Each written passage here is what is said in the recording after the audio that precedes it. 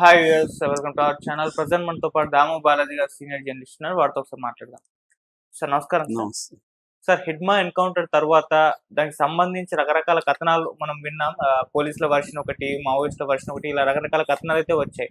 ఇప్పుడు లేటెస్ట్ గా ఇంకో న్యూస్ ఏంటంటే సార్, అతన్ని పట్టించింది దేవ్జీనే పోలీసులకు అప్పజెప్పారు అని చెప్పేసి. అటు దేవ్జీ కూడా కొన్ని రోజుల నుంచి కూడా కనబడట్లేదు, పోలీసులకు దొరికిపోయాడని, లొంగిపోయాడని, పారిపోయాడని చెప్పేసి ఇలా రకరకాల కథనాలు ఉన్నాయి. కానీ అతనికి సంబంధించి ఇన్ఫర్మేషన్ కూడా అసలు ఎక్కడా లేదు. అయితే ఇప్పుడు కుంజం మనీష్ అనే ఒక మాజీ ఎమ్మెల్యే, ఆదివాసీ సంఘం అధ్యక్షులు కూడా అతను ఈ ఆరోపణ చేయడం జరిగింది. దేవ్జీనే పట్టించాడు అని చెప్పేసి ప్రెస్ మీట్ పెట్టి మరి మాట్లాడారు. ఇప్పుడు దీన్ని నేషనల్ వైడ్ గా కూడా చాలా కవర్ చేస్తున్నాయి మీడియా కూడా. మరి వర్షం ఉండే అవకాశం ఉందా? మరి దేవ్జీ ఎక్కడికి వెళ్ళారు? హిడ్మాన్ పట్టించింది అతనేనా? ఇతను చెప్పిన దాని ప్రకారం చూస్తే ఇడ్మా ఎన్కౌంటర్ మీద రకరకాల కథనాలు, పోలీస్ కథనాలేమో అక్కడ ట్రై జంక్షన్ ఏరియాలో టైగర్ జోన్లో హిడ్మా కొంత టీంతో దొరికాడని వాళ్ళ మీద పోలీసులు కాల్పులు జరిపారు.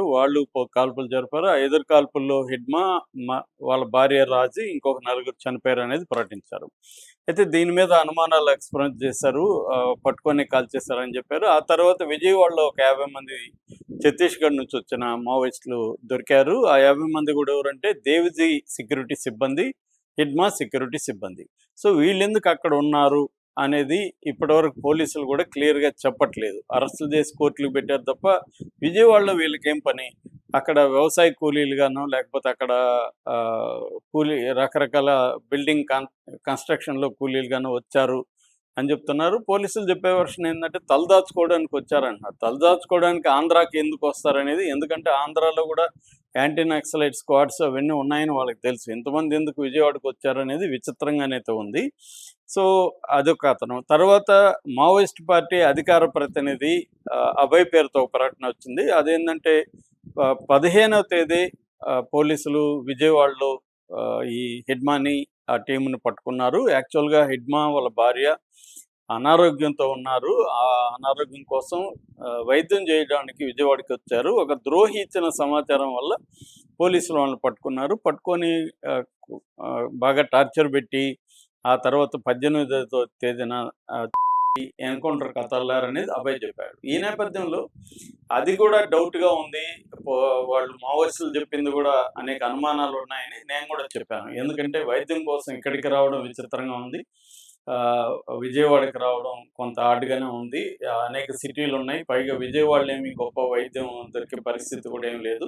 హైదరాబాద్ లాంటి సిటీలతో పోలిస్తే విజయవాడ పెద్ద విషయం కాదు. సో విజయవాడ కాకుండా బెంగళూరు, చెన్నైయో, హైదరాబాదో లేకపోతే ఢిల్లీ, ముంబైయో వెళ్ళేవాళ్ళు. పైగా ఆయనకి తెలుగు కూడా అంత కంఫర్టబుల్ కాదు. ఎందుకు హార్డ్గా ఉంటుంది కదా వాళ్ళు వస్తే. సో ఇక్కడ ఏంటి, పోనీ ఎవరైనా సింపథైజర్స్ వాళ్ళకి ఇక్కడ డాక్టర్లు కానీ ఎవరైనా ఉన్నారంటే అది కూడా ఏమీ కనిపించలేదు.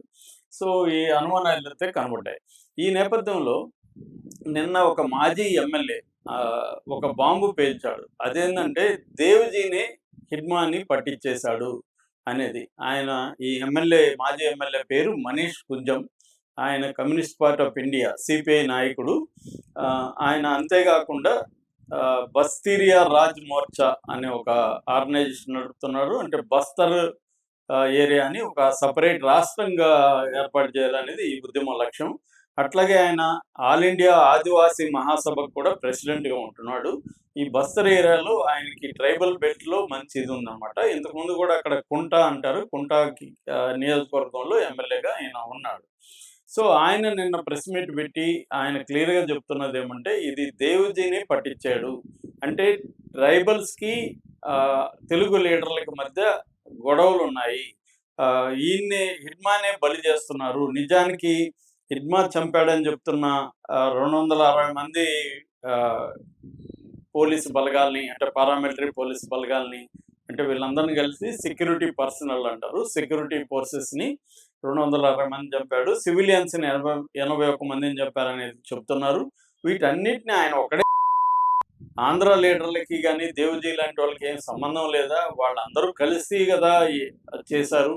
ఈయన కూడా పార్టిసిపేట్ చేసి ఉండొచ్చు, కానీ ఈయన్నే ఫోకస్ చేసి బలి చేశారు అంటే ఆ తెలుగు లీడర్లకి ట్రైబల్ లీడర్లకి మధ్య గొడవలు ఉన్నాయి, ట్రైబల్ లీడర్లని బలి చేశారు తెలుగు లీడర్లు వచ్చి అనేది ఆయన ఆరోపణ. అట్లాగే దేవిజీ ఏం చేశాడంటే మనం ఆయుధాలతో కలిసి సరెండర్ అయిపోదాం అని చెప్పి నమ్మించి హిడ్మాని కూడా తీసుకెళ్లాడు విజయవాడకి.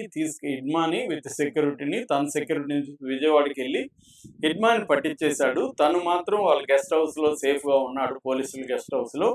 అందుకనే ఆయన ఆచూకీ కూడా తెలియలేదు అని చెప్తున్నారు. అట్లాగే మొన్న ప్రకటన అభయ్ పేరుతో హిడ్మా ఒక హాస్పిటల్కి వచ్చాడు, అక్కడ పట్టుకున్నారని ఒక అభయ్ పేరుతో వచ్చిన ప్రకటన కూడా మామూలుగా అయితే దేవిజీ రాసి ఉండాలి అది. ఎందుకంటే అభయ్ అంటే ఇప్పుడు ఎవరో కాదు, దేవిజీనే. కానీ ఆ లెటర్ చూస్తే దేవిజీ లెటర్ కాదు అది, ఆయన స్టైల్ కానీ ఆయన రైటింగ్ కాదు.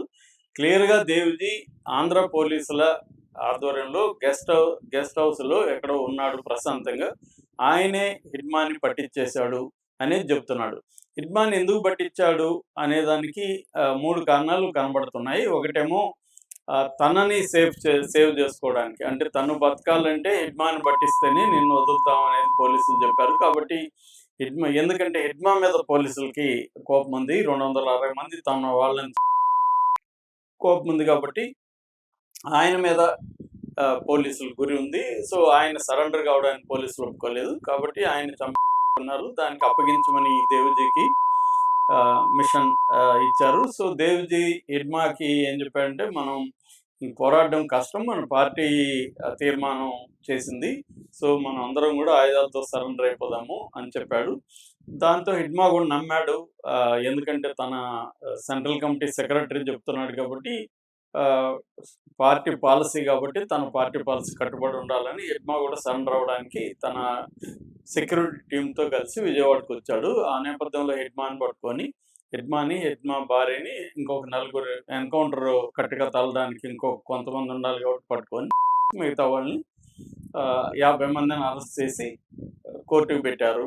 సో ఇదంతా కూడా దేవిజీ చేసిన ప్లానే. అందుకనే దేవిజీ ఎక్కడ ఉన్నాడు ఇప్పటికనేది ఎవరికి తెలియదు.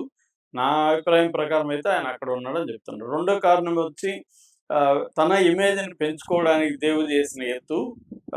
ఎందుకంటే హిడ్మానే ఫోకస్ అవుతున్నాడు కాబట్టి తను ఫోకస్ అవ్వలేదు అనేది ఒకటి చెప్తున్నాడు. మూడో కారణం పొలిటికల్ మైలేజ్ కోసం అని చెప్తున్నాడు. దాన్ని ఎక్స్ప్లెయిన్ చేయలేదు ఆయన ఉద్దేశం ఏందని.